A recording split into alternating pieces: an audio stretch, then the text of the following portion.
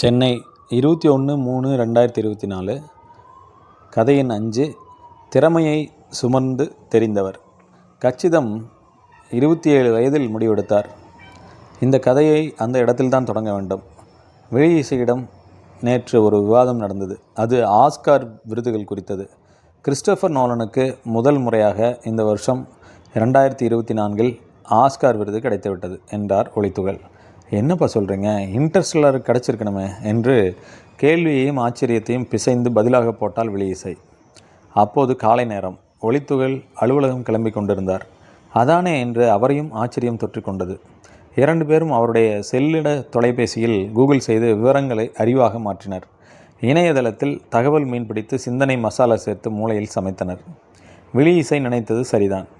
Interstellar visual எஃபெக்ட்ஸ்க்காக Oscar பெற்றிருந்தது. ஒரு படத்தில் ஆஸ்கார் வாங்கினால் அது டைரக்டருக்கு தானே தரப்பட வேண்டும் என்றால் விழி இசை. பலமுறை நோலன் ஆஸ்காருக்கு பரிந்துரைக்கப்பட்டும் முதல் முறை ஓப்பன்ஹைமர் வழியாக வென்றது பல முறை இணையதளத்தில் சரிபார்த்த பிறகு இருவருக்கும் தெரிய வந்தது. ஜான் செனா என்கின்ற மல்யுத்த புகழ் நடிகர் ஆஸ்கார் விருதை வழங்க வந்தபோது ஆடை இல்லாமல் வந்து செய்த அட்டகாசம் குறித்து தெரிய வந்தது.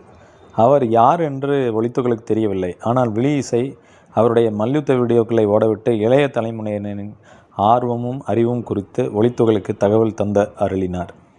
கச்சிதம் அவர்களின் மேலதிகாரி. இளையவனே, உன்னிடம் திறமை தெரிகிறது, நீ தேர்வாகி விடுவாய், செல் என்று டெல்லியிலிருந்து கோவைக்கு மாறுதல் தந்திருக்கிறார். அவர் IAS தேர்வு எழுதலாம் என்று முடிவெடுத்த பொழுது விமானப்படையில் ஏர்மன் என்கின்ற நுழைவுத் தகுதியில் இருந்தார். 10 வருட கடும் பயிற்சியும் கட்டுப்பாடான வாழ்வும் இன்றும் அவரது உடலையும் மனதையும் கட்டுக்கோப்பாக வைத்திருக்கிறது. நோலனின் திரைக்கதை போல கச்சிதத்தின் வாழ்க்கை கதை சுவாரஸ்யமானது. நீங்கள் எந்த சூழ்நிலையில் இருந்து வந்து தேர்வு எழுதினாலும் உங்கள் கடந்த காலத்தை ஒன்றுமில்லாமல் செய்து விடுகின்ற ஆற்றல் படைத்தது UPSC தேர்வுகள் என்று சொன்னபொழுது கச்சிதத்தின் 1100 சிட்டப்ஸ் பயிற்சி செய்த உடம்பு காரணமாக IRPS பதவியை காட்டிலும் அதிக உயரமானது போல தெரிந்தது.